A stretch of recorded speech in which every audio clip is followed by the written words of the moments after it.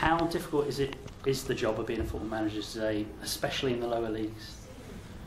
Well, I think it's just as tough in the lower leagues as it is in the Premiership. In the Premiership, you are more in the spotlight nationally and even internationally, whereas in Leagues 1 and 2, it's locally and you know, just around surrounding areas. The pressure down at Leagues 1 and 2 is obviously finance, where you do tend to get a lot of finance in the Premiership, quite a decent bit in Championship. Leagues 1 and 2, it's the opposite. It's where you're trying to save and cut back and try and get the best out of what you've got, rather than have an abundance of cash. What are the daily annoyances in that role? Is it, I don't know, the agents, the press, the overpaid players, the bloody phone-in shows calling for your head, or everything? I think I think you've just named everything there that you know defines a manager's negative thoughts, really, because on a Saturday afternoon it's one man against 4,000, 6,000 or 50-odd thousand in Premiership. Everybody's with you when you win. When you lose or poor performance, everybody else knows how to do a better job than you. And then obviously now that there's internet and now even Twitter and Facebook, etc., the rumours that get started there about players coming, players going, managers coming, managers going, etc., it's doubling the problems that you have as a manager. And you see it in weekly now, where managers are banning Twitter from players, which I fully understand and agree with. And you know, it's just a constant change, which makes a manager's job difficult.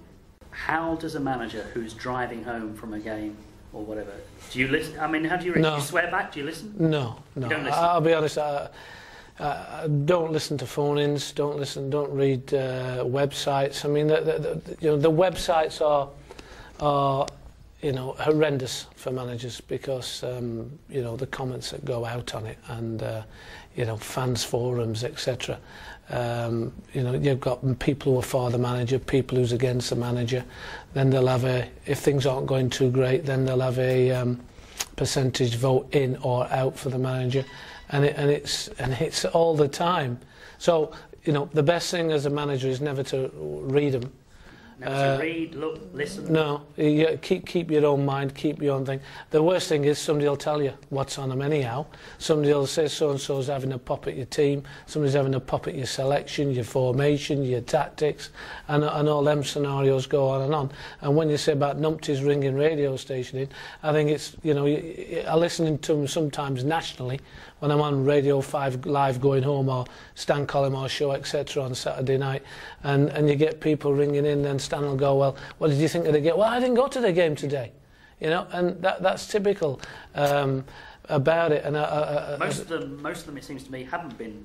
No, well, I'll tell you, when I was Stockport manager, I was on the I was looking through my emails one night about 10, 11 o'clock at night, and the chairman of Stockport had passed on an email to me, which had been sent in from a fan, which was pages long. What's wrong with the club? Am I a manager? Why am I picking these players? Why am I selling these players? Oh, it really went in depth. And as I'm reading it, I'm picturing the person that's saying these things to me via this email. It took me nearly 2 hours to go through the email, answer every problem that he was asking or stating, and I answered it, sent it back, went to bed. 2 weeks later, we were playing Leyton Orient away, so what we organised was, you know, for the southern-based Stockport fans, was a little Friday night above a pub, just a little bit of a forum, a question and answer, and meet a few people afterwards. And I was talking to this other guy at the moment in time, and I could see this scruffy little fella on the right-hand side, obviously waiting to speak to me. So as I turned around and finished in this conversation, then went and said hello to him, he just shook me by the hand and he says, Mr. Turner, he said, thank you very much for that fantastic email reply that you gave me. And I really did. If I'd have known that was him that particular night, you know, I could have smacked him, you know. So that's the thing. And you also get 15, 14, 12-year-olds going on the internet and creating problems for managers.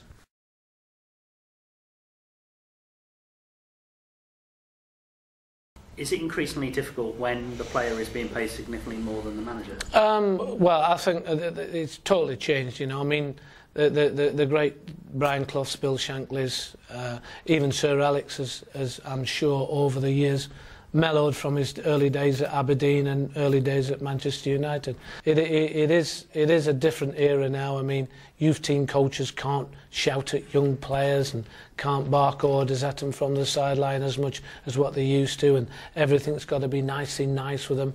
And a story I remember when I was at Wolverhampton, Graham Taylor had left Wolves, but Graham came back and we had a chat with him one day, and Graham was talking about when he was the England manager and they were winning with 1-0 to go at Wembley, and they conceded 2 late goals, lost 2-1, and inside he was burning and he was really wanting to, you know, really stick it into the players. And his walk from his walk to the tunnel, you know, he's obviously getting abuse from the fans, and like the England managers tend to get. And by the time he got to the tunnel, he then calmed down to a degree, because he's thinking, I'm going into a dressing room here of, you know, millionaires, and you know, how do you let rip into them? So, you know, it's certainly changed, and the players in the Premiership are, you know, they throw the toys out the pram at the drop of a hat. You found yourself co-manager and then, well, hey, a new chairman, Barry Hearn, walks in. As management goes, that was some baptism of fire. Well, it was a massive baptism of fire, and unfortunately for John, who is a great coach, he's taken a lot of flack for it. And you know, there was a Channel 4 programme being conducted during that time that John and I were in charge, and John tended, which you can see why, tended to get the more publicity or more airtime. You know, that it didn't do justice to what John actually, his knowledge on the game and his actual coaching ability.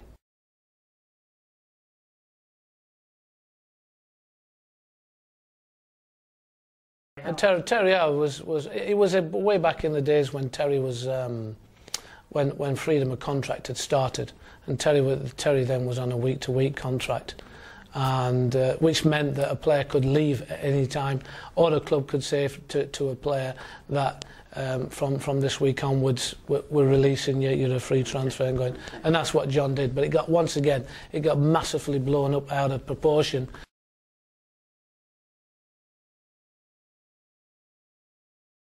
It was a well-run club. We battled to stave off relegation in 14 games to then go for the next 3 years of getting into the playoffs, and it was just managing the playing squad and bringing players in and out, the right sort of players that, you know, the team that I left in 2002, which then eventually went to play in the playoff final of League One in 2005. 75%, 80% of those players were the ones that I brought to the club 2 or 3 years earlier. Is it about, I'm intrigued, is it like as we speak now, Gary Mason's seems to be rallying the troops at Hillsborough. Is it about getting players to any given club who you know will play for you, rather than maybe are the most talented players in that league or whatever, but people who will respond to what you're trying to do, whatever that is? Well, it's getting players into your club that you know and that you've seen and that you believe they can bring to your squad with the players you've already got, or players that you are earmarking to come in as well, that you feel that for that particular level of football they can produce performances and get results at that level. You say, Gary, I've seen Sheffield Wednesday this season, and you know, they look by far the most powerful team in the league, without doubt. And I saw them at Charlton away, who Charlton's at the top, and Sheffield Wednesday look a very powerful team, and that's how Sheffield Wednesday are going to get out of League One. Okay, well, we're talking about Sheffield Wednesday, and I'm a great believer from a distance, obviously, that players who were favourites or heroes at football clubs, whatever club, shouldn't go back and manage. Because you've got everything to lose and nothing to gain. But you did. Well, I did, yeah. Because sometimes your heart rules your head, in one instance. I believe that it was a great opportunity for me. It was an opportunity I felt I couldn't turn down. You can always look back in hindsight, but that's a complete waste of time.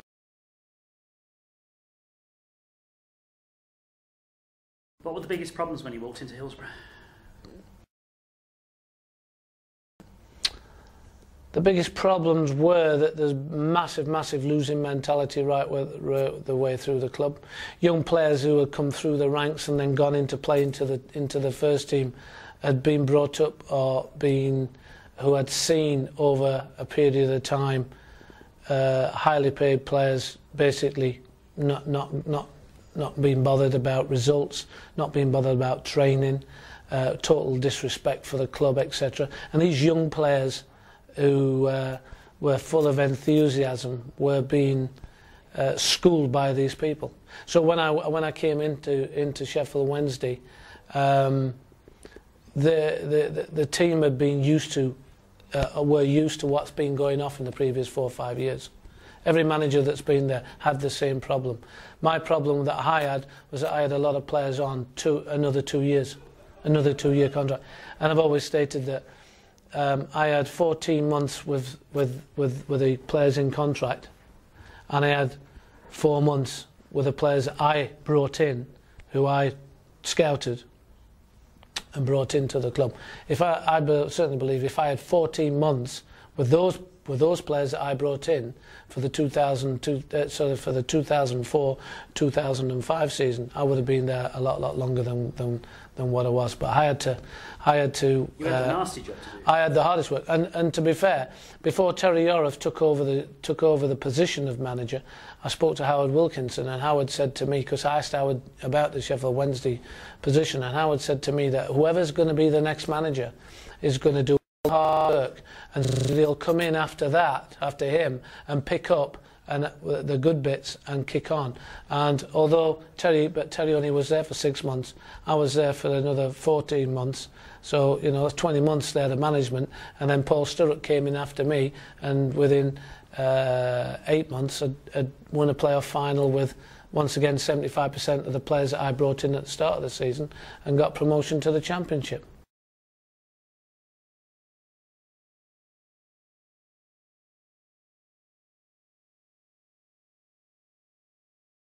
It wasn't hard to think that, because I'm sure Paul Jewell before Terry before me, then myself for 14 months.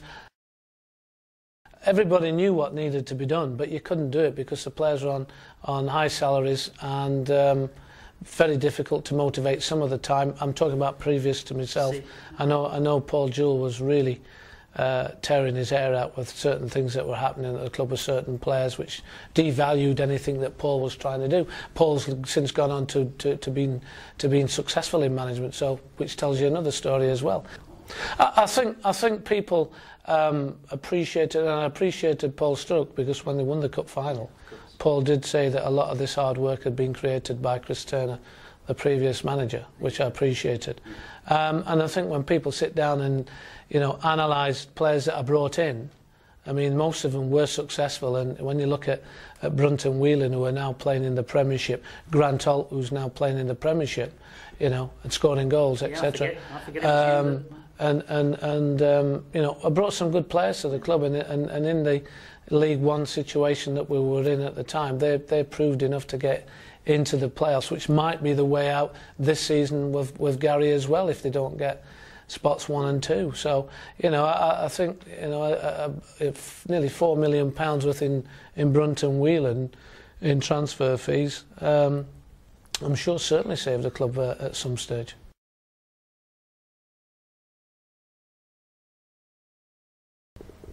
Dave Allen having to part company with you, that must have really hurt. Be sacked as well, it hurt, but it was a bit of relief as well as because you the first, we'll keep going back to the previous 14 months, was so hard and were so difficult to do. See, going back to the first few questions was about websites and phone-ins, but you can't explain to people via press exactly what you're trying to do as manager. You can't go into the press and let people know about players, what's happening in and around the club. You can't go into the press and really criticise the players, because then obviously it's just all going to go to pot. So I had a really, really tough upbringing to the start of that season, and then when the first game we had 28,000 against Colchester and you lose 3-0 at home, that's a massive, massive blow to you. But fortunately we went on and won the next 4 straight games, and I felt that even though we still had the hiccup against Bournemouth 1-0 at home, you know, I still have confidence and belief that the players that we brought in at the start of that season were going to do well, and eventually they did do well. But the previous 14 months took a lot out of me mentally and physically. And when, you know, even though I loved the job and loved this and loved that, I felt a lot of pressure managing Wednesday, because I wanted them to win so much, and I wanted to please people so much that maybe when we lost I took it twice as hard as anybody else would normally do.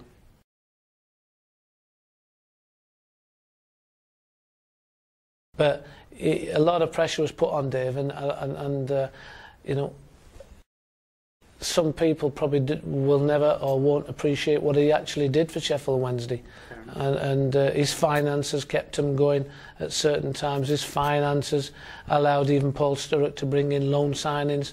Ken Wynne-Jones, for instance, who came in that December and was really like icing on the cake to the team, and scored a quick number of goals in a short number of matches, which then got the points and got the momentum going. But you know, that would have been down to Dave Allen putting his hand in his pocket to fund Ken Wynne-Jones coming for a loan spell.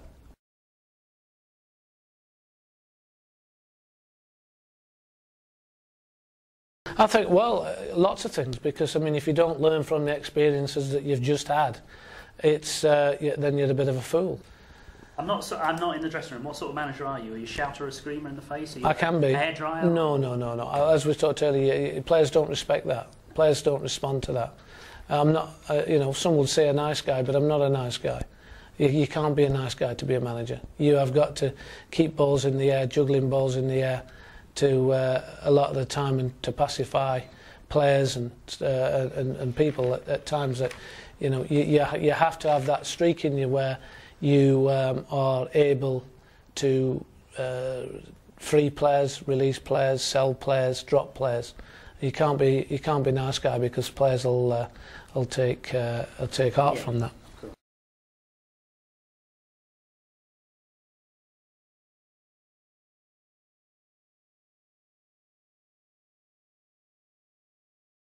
When I was 14, I went to Manchester United for a week's training, and they wanted to sign me, and I could have signed for Manchester United when I was 14, but there was only one club I wanted to play for.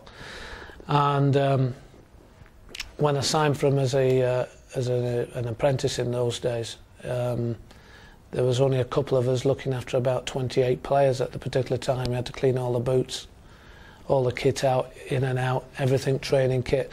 People who had been supporting on the terrace only months, weeks earlier, prior to me being taken on as an apprentice, and then to be actually in there was unbelievable. And then when I played my first league game against Walsall at Hillsborough when I was 17, was, you know, beyond a dream, really, beyond a dream.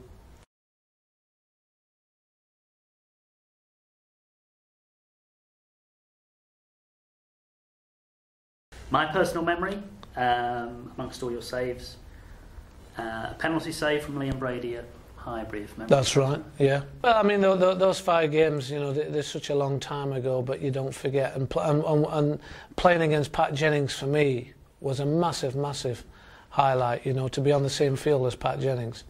It's like when I was a boy watching Ron Springett play, Gordon Banks play, was, you know, obviously I've met both of those people, but you know, to be on the same field as Pat Jennings was unbelievable.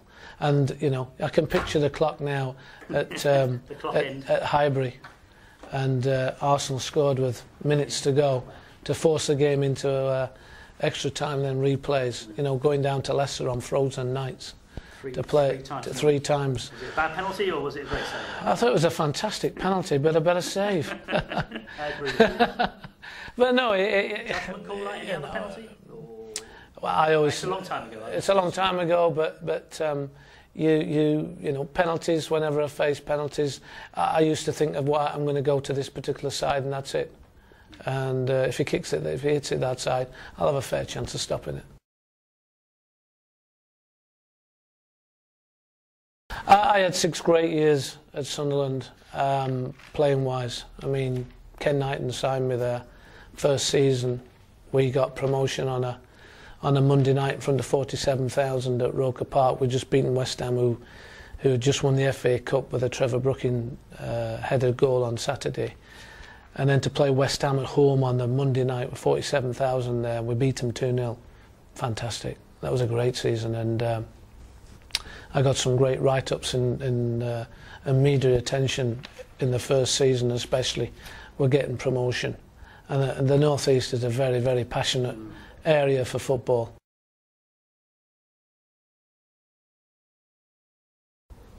Well, Sheffield Wednesday is always a club for me. That goes without question. But the North East is passionate, and Sunderland was a great year, a great time for me. And you know, we got to the Milk Cup final in '85, which was a fantastic run for the club and for me, for myself personally. It was good because it highlighted on TV in making some important saves and winning saves that got us to the final. And you know, the Roker Park was a special place on match day, especially in midweek in a cup tie.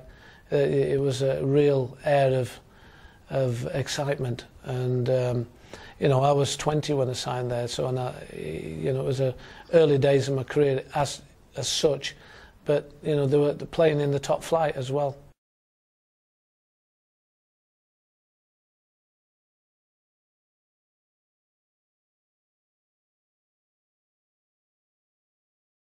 If it was today, going from Sunderland to Man United, you would make an absolute fortune.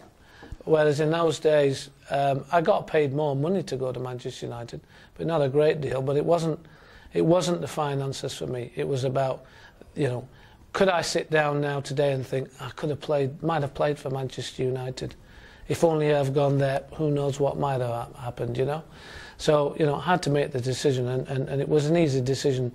As such, of where I was going, but it was a very, very difficult decision to leave Sunderland, where, you know, I know we just got relegated to League 2 as it was then, but you know, I love my time there, and the supporters were very, very good, and they still are with me today.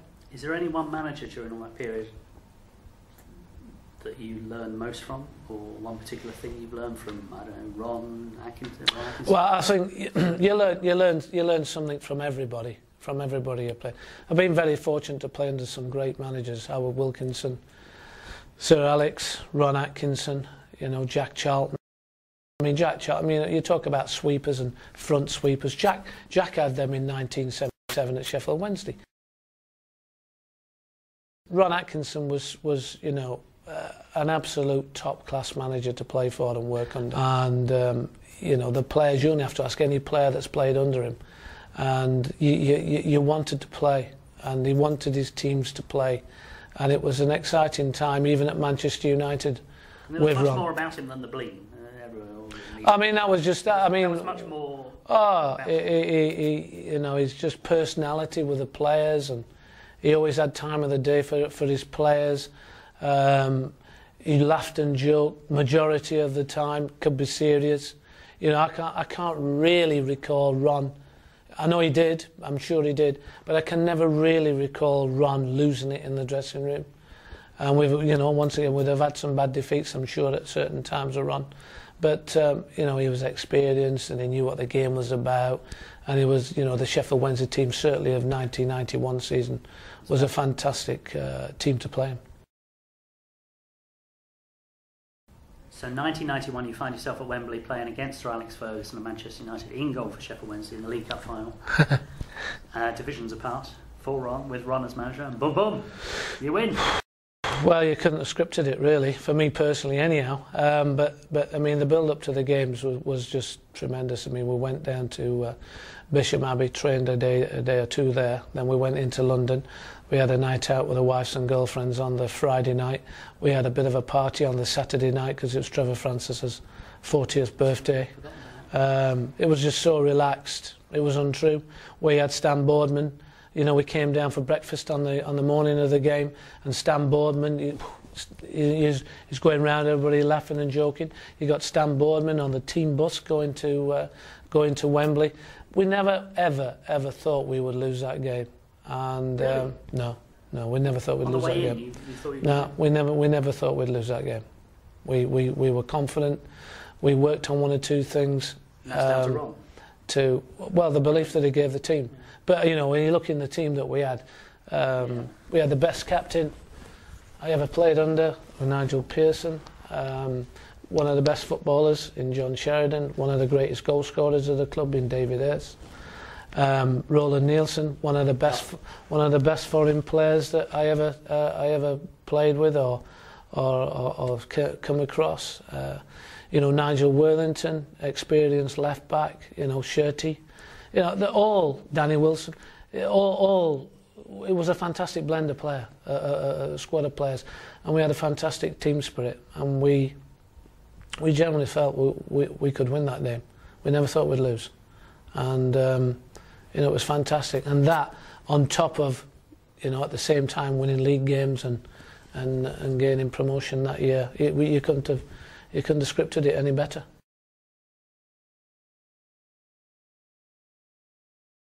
It was a difficult one for me, that, because of both clubs, and the chairman of Hartlepool rang me.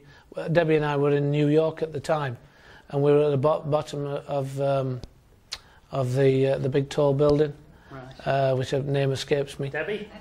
Empire State. Oh, that one. Yeah, the Empire State Building, and you know, the Hartlepool chairman Ken Ockcroft rang me.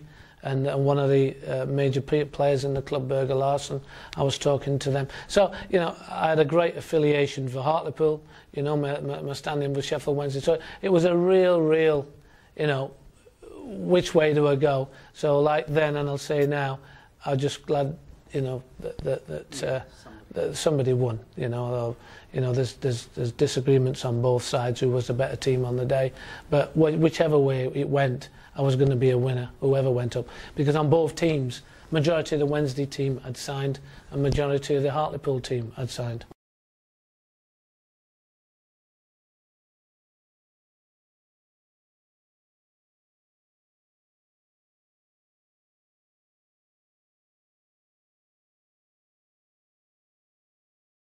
What is Chris Turner's sort of player? Is it I don't know, is it a Richie Humphries? I just like honest pros. I mean, you mentioned there, Richie Humphries is one of the best professionals I've ever seen. He is still going, and he's still fit, and he's still playing League One football to a high standard. He epitomises everything that I look for in a player. I mean, I signed two players at the same time, Richie Humphries and a boy called Kevin Henderson, who played a couple of seasons, 3 or 4 seasons for Hartlepool. And when I both had them in the office virtually on the same day, you know, I look into a player's eyes when I sign a player, and I can tell by looking at them whether they are really focused in coming to play for that particular football club, wherever I'm signing them for. And you know, I just want honest players. All I ask of any side of mine is to be honest, go out there, work hard, play to the maximum of their ability, or try to. And we all know that can't be 100% of the time, every week, every game. But I do like players who like to enjoy come training, and obviously try and perform to the best of their ability on a Saturday. And I think they you know, you go back to Sheffield Wednesday, I go back to there then, and you know, a certain amount of players were not doing that, and I find that very hard, as I know the fans did. And as I know previous managers did, that certain players could have done better for themselves, not just for Sheffield Wednesday, but for themselves. And I find that hard to understand. I remember when Colin West joined me down there, we were playing Portsmouth the following day live on Sky, and the Friday morning's training was the first time that Colin had come down there and seen the players, and he couldn't believe how there wasn't that buzz. You know, we'd left Hartlepool for 3-4 years, where every morning there was a buzz. The boys were excited, the boys wanted to play and wanted to do it. And at Sheffield Wednesday it was very, very flat. But I think a lot of that was because of what's gone on previous years before. You know, very, very hard. It was very hard to lift them. Very hard. A lot of stagnation, a lot of negativity with them, with the club. And it was very hard for them to play for them.